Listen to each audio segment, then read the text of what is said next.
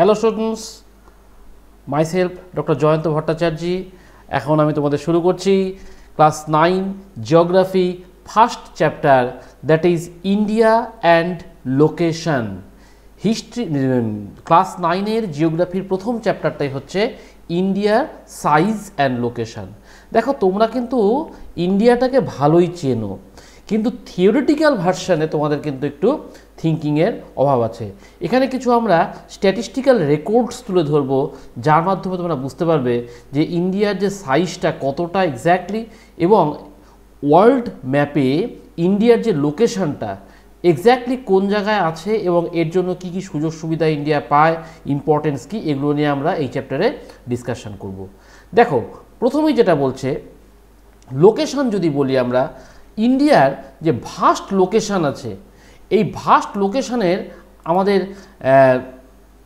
Northern হেমিস্ফিয়ারের মধ্যে আমাদের mainland extends between 8 degree. দেখো, আমাদের এই যে ল্যাটিচিউডনাল ডিস্টেন্স যদি দেখি, দেখো 8 degree north and 37.6 degree north, এখান থেকে আমাদের এক্সটেনশন আছে। আর লঙ্গিটিউডনাল ডিস্টেন্স যদি দেখি 68.7 degree east two 97.25 degree east, that means almost 30 degree difference হচ্ছে আর কি, লঙ্গিটিউডনাল ডিফারেন্স। তাহলে এটা হচ্ছে আমাদের লোকেশন, আমরা কোন জায়গায় এক্স্যাক্টলি আছি এরিয়াল ভিউ থেকে আমরা দেখে নিলাম। এখন আমরা আসছি সাইজ। এই সাইজের ক্ষেত্রে আমরা বলবো আমাদের যে টোটাল এরিয়া, এই টোটাল এরিয়াতে কি বলছে 328 মিলিয়ন স্কোয়ার কিলোমিটার এরিয়া ইন্ডিয়ার আছে। এই যে টোটাল এত বড় একটা কান্ট্রি, গোটা ওয়ার্ল্ডের যে যত বড় ল্যান্ড সারফেস আছে তার থেকে 2.4% of the total geographical area of the world হলো।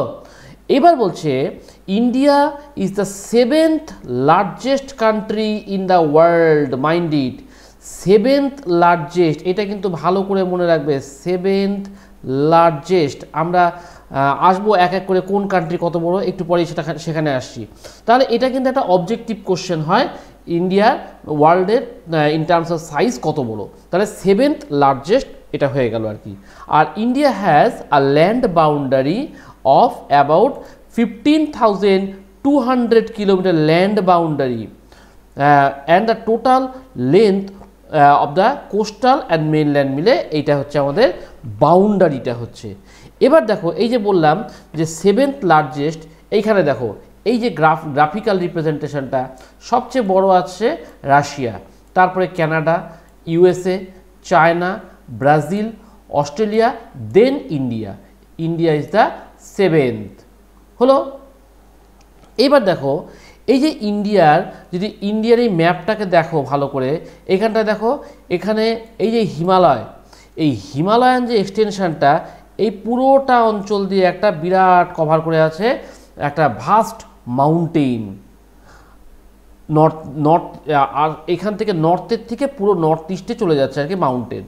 আচ্ছা, south of the about 22 degree north latitude, it begins to taper and extends towards the Indian Ocean, dividing it into 2 seas. এই দেখো, এই যে এই নিচের দিকে কমে যাচ্ছে ট্যাপার, এইদিকে একটা ওয়াটার বডি অ্যারাবিয়ান সি, এইদিকে একটা ওয়াটার বডি বে অফ বেঙ্গল, আর নিচের দিকে আসছে তোমাদের ইন্ডিয়ান ওশান, মিশে যাচ্ছে। তাহলে এইভাবে আমরা এই নর্থের দিকে, নর্থ এবং নর্থ ইস্টার্ন পোর্শনে একটা জিনিস দেখলাম। সাউদার্ন পোর্শনে যখন যাচ্ছি তখন হচ্ছে যে এই ওয়াটার বডি নিচের দিকে কমে চলে আসলো সাইজটা, এবং এই দুটো সাইডে ওয়াটার বডি, আর তারপরে গিয়ে ইন্ডিয়ান ওশানে গিয়ে মিশছে। এবার আর একটা জিনিস দেখার আছে যে আমাদের এই যে গুজরাট টু অরুণাচল প্রদেশ, গুজরাট টু অরুণাচল প্রদেশ, এই যে জায়গাটা, এখানে there is a time lag of 2 hours, mind it. এই গুজরাট টু অরুণাচল প্রদেশে এখানে টাইম ল্যাগ আছে 2 hours। আচ্ছা, তার কারণটা কি? কারণটা জানতে হবে। দেখো, as per international understanding, for 1 degree latitudinal ডিফারেন্সের জন্য 4 মিনিটসের ডিফারেন্স হচ্ছে। সো অলমোস্ট 30 ডিগ্রির জন্য আমাদের 30 into 4, that means 120 minute or 2 hours difference হয়ে যাচ্ছে। কিন্তু আমরা সেটা ধরছি না, ইন্টারন্যাশনাল অর্ডার অনুযায়ী এটাকে ধরা উচিত ছিল, কিন্তু আমরা ধরছি না। আমরা কি করছি, আমাদের যে ইন্ডিয়ান স্ট্যান্ডার্ড মেরিডিয়ান আছে, অর্থাৎ 82 ডিগ্রি 30 মিনিট ইস্ট, এটা কোথায় না পাসিং থ্রু মির্জাপুর। মির্জাপুরটা কোথায়? In UP, Uttar Pradesh, is taken as standard meridian for the whole country. তাহলে আমাদের এখানে কি হচ্ছে, এখানে কি হচ্ছে, এখানে কি হচ্ছে, এখানে কি হচ্ছে, আমাদের কোনো কিছু দেখার দরকার নেই। আমরা এই যে এইখানটা একটা আছে মির্জাপুর, এইখানটাকে বেস করে আমরা গোটা কান্ট্রির মেনটেন করছি। The question is why we are maintaining or why we are considering standard meridian as Mirzapur? Because Mirzapur of Uttar Pradesh is almost central point in considering to east to west, north to south, and moreover Tropic of Cancer passes just beside it. That's why it is considered as the standard meridian of the country. হলো। এবার আসছি আমরা ইন্ডিয়ার যে ওয়ার্ল্ডের পজিশনটা, যে ইন্ডিয়ার যে ল্যান্ডমাসটা, এটা একটা সেন্ট্রাল লোকেশান।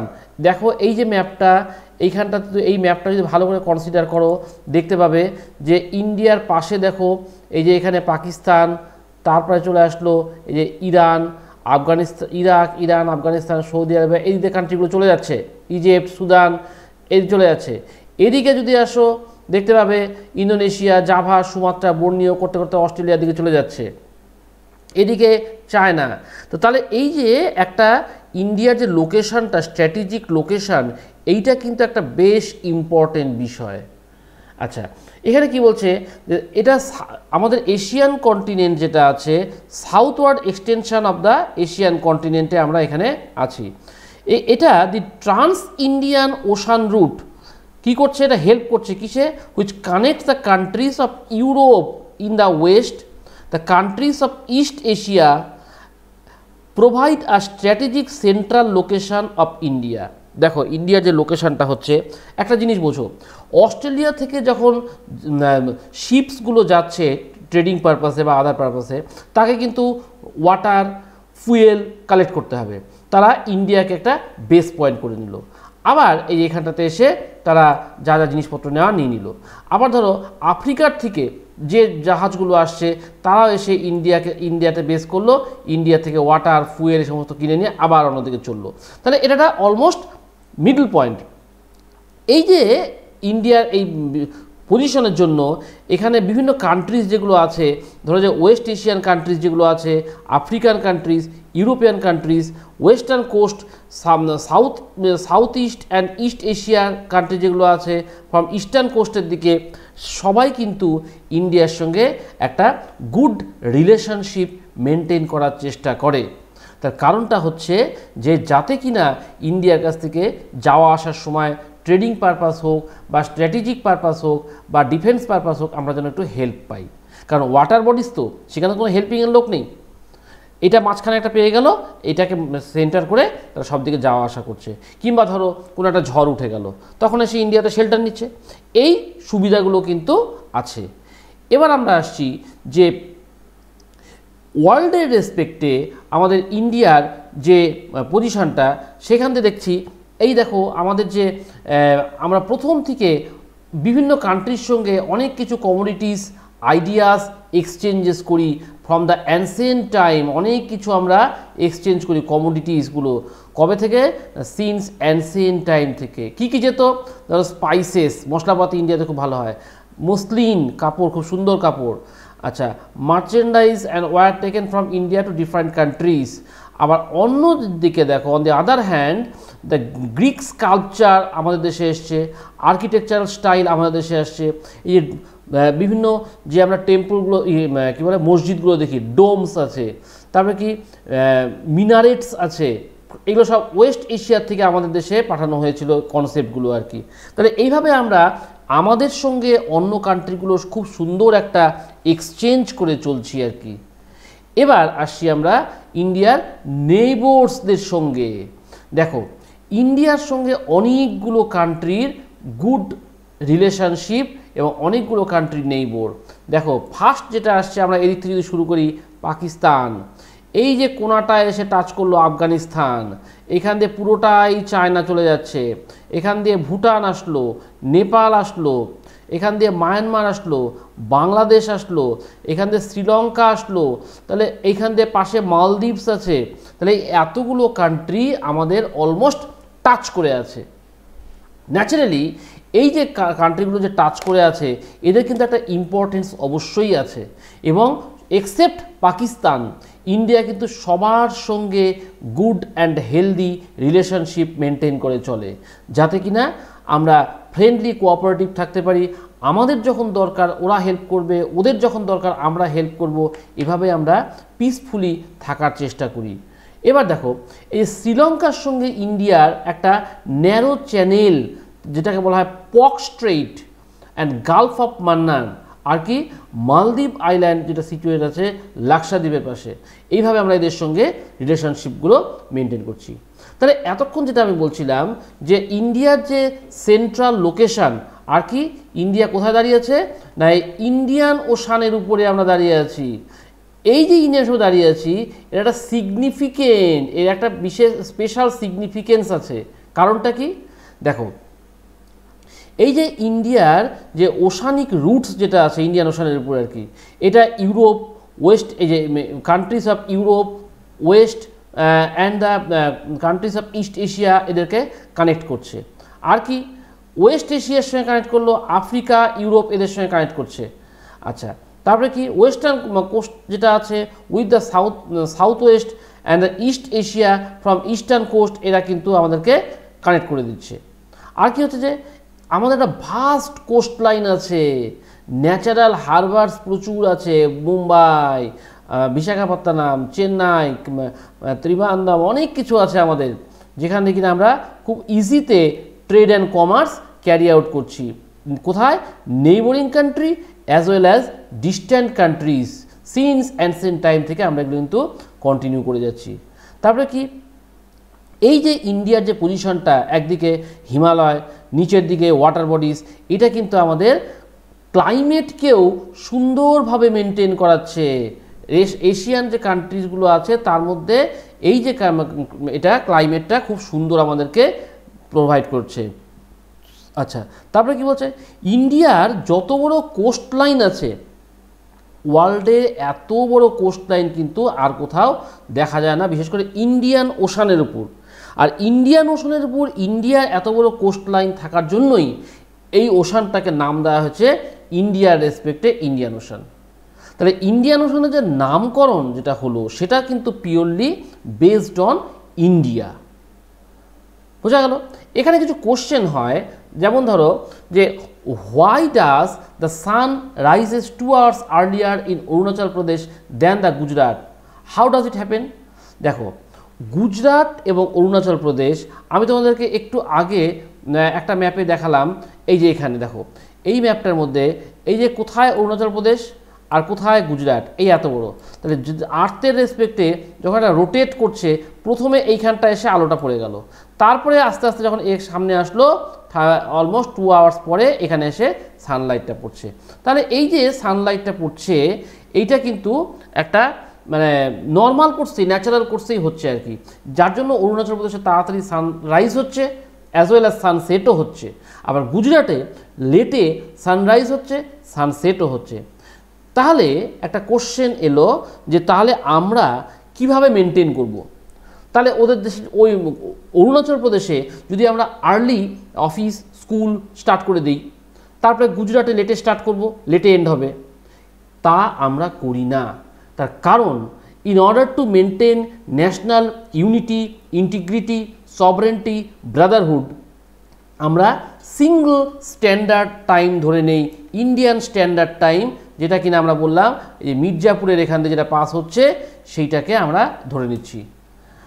এবার দেখো, এইখানটাতে যে গুজরাট এবং অরুণাচল প্রদেশের মধ্যে 2 ঘন্টা যে ডিফারেন্স ডিউ টু ল্যাটিটিউডনাল এক্সটেন্টের জন্য, এই 97 ডিগ্রি 68 ডিগ্রি যে ডিফারেন্সটা আর কি, আচ্ছা সেই জন্য আমাদের এখানে ডিফারেন্সটা হচ্ছে, এবং সেই জন্য সানরাইজ আর্লি হওয়া সত্ত্বেও আমরা গুজরাট এবং অরুণাচল প্রদেশকে একই অফিসিয়াল টাইম দিয়ে আমরা মেনটেন করাচ্ছি।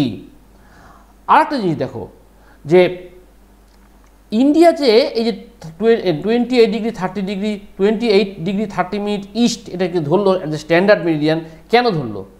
এই একই কারণ যে গুজরাট টু অরুণাচল প্রদেশে লং ডিস্ট্যান্স, অলমোস্ট 30° ডিফারেন্স, এইটাকে আমরা অ্যাভয়েড করার জন্য আমরা কোনোখানকার লোকাল টাইমকে ইম্পর্টেন্স না দিয়ে ইন্ডিয়ার যে স্ট্যান্ডার্ড মেরিডিয়ান, অর্থাৎ এই মির্জাপুর, উত্তরপ্রদেশের মির্জাপুরে যেখান থেকে পাস হচ্ছে, সেটাকে স্ট্যান্ডার্ড টাইম ধরা হচ্ছে ফর হোল কান্ট্রি। কেন? এই যে মির্জাপুরটা, this is nearer to the centre of the India, সেই কারণে কিন্তু এটাকে ধরা হলো। আচ্ছা, এখানে আরেকটা কোশ্চেন আসে যে why is the difference between day and night duration not felt at Kanyakumari but not so in Kashmir. এই যে ডিফারেন্সটা, ডে আর নাইটের যে ডিফারেন্সটা ডিউরেশনের, সেটা কিন্তু কন্যাকুমারীতে খুব একটা দেখতে পাই না, কিন্তু কাশ্মীরে দারুণভাবে দেখতে পাই। কারণটা কি? দেখো, এই যে এক্সিসের উপর যে আর্থ রোটেট করছে এবং এটা যে 23.5° টিল্টেড হয়ে আছে to the perpendicular, the circle of illumination of the earth varies from summer to winter.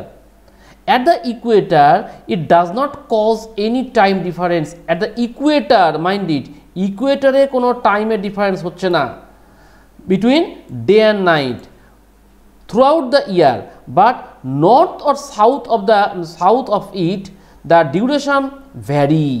তাহলে ইকুয়েটরে কোনো ভ্যারিয়েশন আসছে না, কিন্তু নর্থ বা সাউথে এটা কিন্তু ভ্যারি করছে। সে Kanyakumari is close to equator, সেই কারণে কন্যাকুমারীতে এত বেশি কোনো প্রবলেম, ডে নাইটের ডিফারেন্স দেখা যায় না। কিন্তু আমরা দেখি difference is felt in Kanyakumari in winter or summer but not at Kashmir. দেখো ভালো করে বোঝো কি বললো, Kanyakumari is close to the Ecuador while Kashmir is far away. So this difference is felt in Kashmir in winter or summer but not at Kanyakumari. বোঝা গেল? কন্যাকুমারী যেহেতু ইকুয়েটরের কাছে এবং কাশ্মীরটা ইকুয়েটর থেকে অনেকটা দূরে, সে কারণে কী বলে, কাশ্মীরে আমরা ডে আর নাইটের ডিউরেশনের ডিফারেন্সটা দেখতে পাই, কিন্তু কন্যাকুমারীতে দেখতে পাই না। এইটুকুই তোমাদের এই চ্যাপ্টার, এখান থেকে এইটুকু পড়লেই হয়ে যাবে। তবে একটা জিনিস মনে রাখবে, তোমাদের কিন্তু এখান থেকে বেশ ছোট ছোট অবজেক্টিভ মানের কোশ্চেনগুলো আসে, সেই কোশ্চেনগুলো কিন্তু তোমাদেরকে ভালো করে করতে গেলে যেটা মেইন করতে হবে সেটা হচ্ছে যে